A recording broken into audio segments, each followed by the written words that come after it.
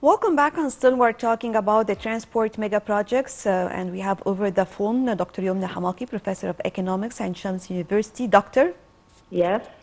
So first I'd like to talk also about when it comes to the transport mega projects.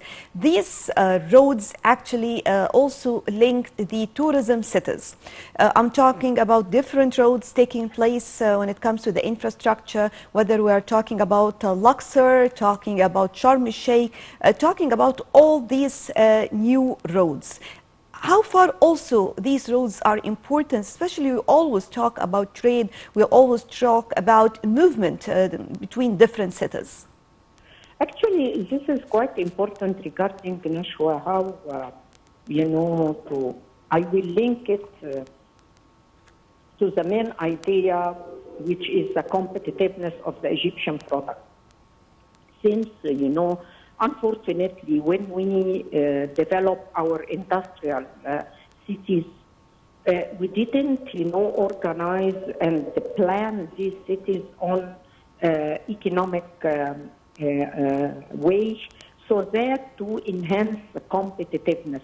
You can see that a factory in 10th of Ramadan, for example, which is in one area of Egypt, and is taking raw materials and intermediate goods from 6 October, city, industrial city. So, this is making a very large burden on transportation ways and increasing the cost of production to large extent.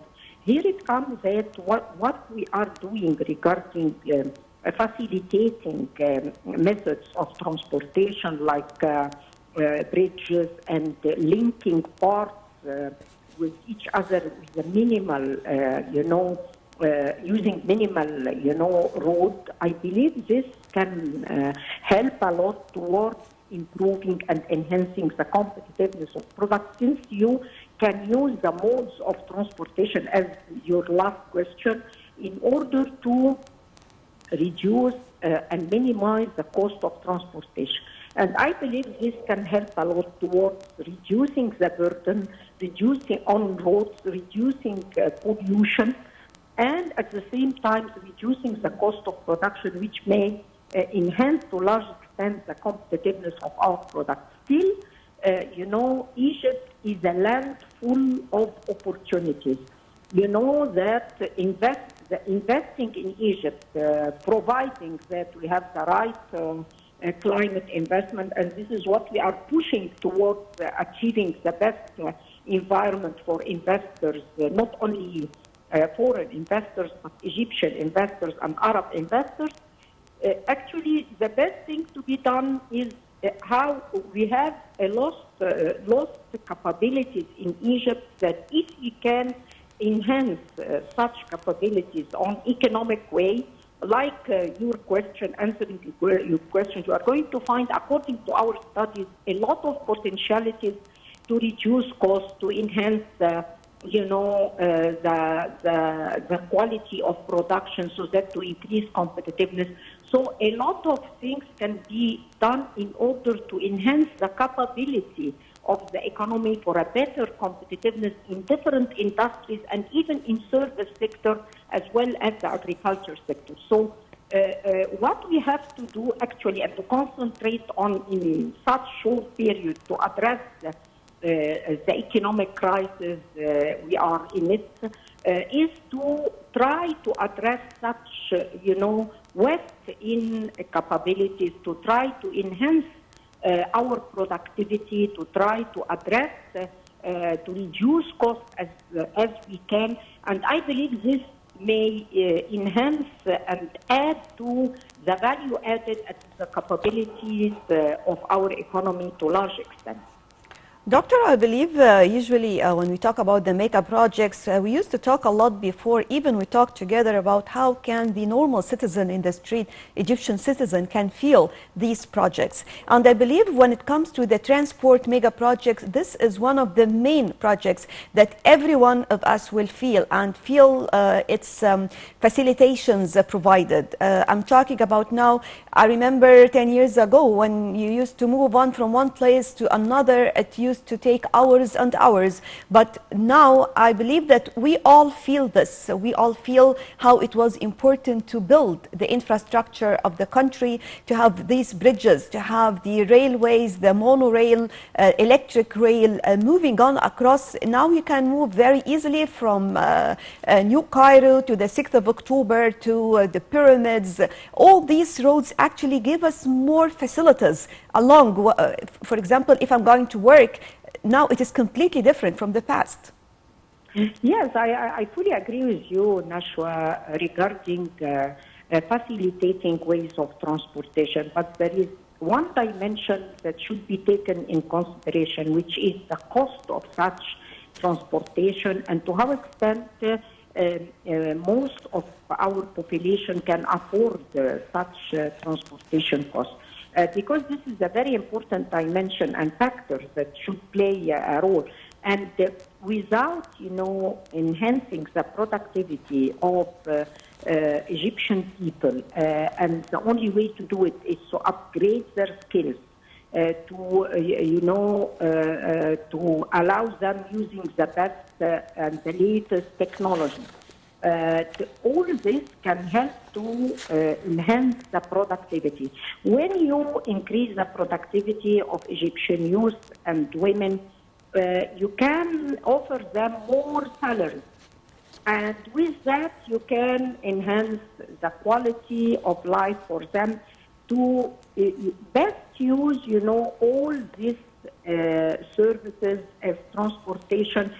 Because we all witness that with the availability of modes of transportation, we can witness increase in the cost of transportation. So the question to how extent people can afford such increase in the cost of transportation, and this is how to look to the to everything from a macro perspective, not just by looking to one dimension. So what we need to do, and I repeat it, we need to link all these mega projects to the needs of people, to how these mega projects can be invested for the best of people, for the needs of people, for upgrading skills, for upgrading productivity, for enhancing income.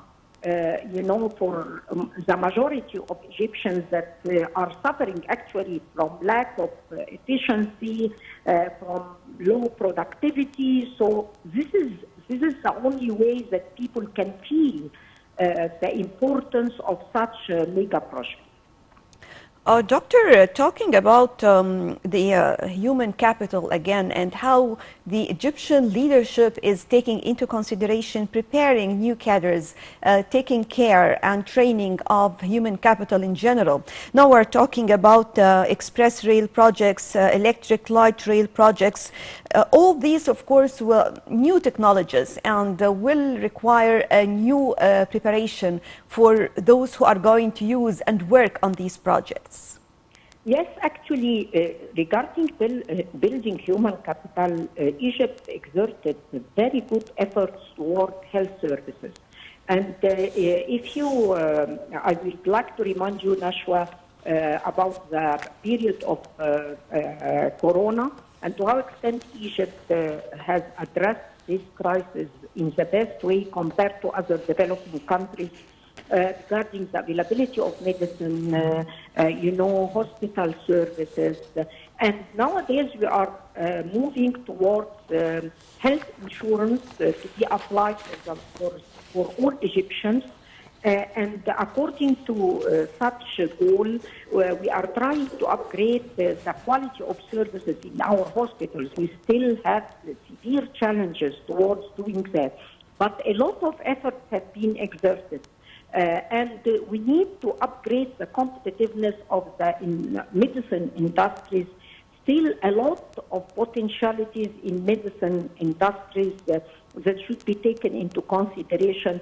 I believe, that Egypt on the right track, but we need to monitor our activities. We need to use result-based management, which means that, not just talking and talking in different ways without achieving significant results on the field level, like in the quality of services. Regarding education, still, despite what we have done regarding technical education, we are doing quite good regarding technical education in order to modernize the system of technical education and to upgrade the quality so that to cope with the requirement in the labor market.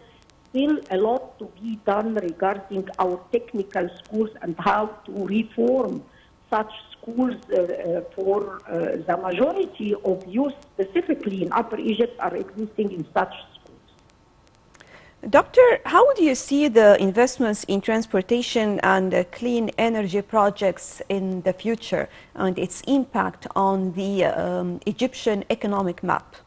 Actually, from my point of view, what we need to do regarding green economy, green energy, is to improve our competitiveness, because we're still relying on importation in order to make our projects regarding green energy. We need to enhance, the local content. We need to use our technologies, our inventions, in order to enhance our capabilities so that we can be a hub to generate clean energy for the majority of developing countries around us, like in the African continent and so on.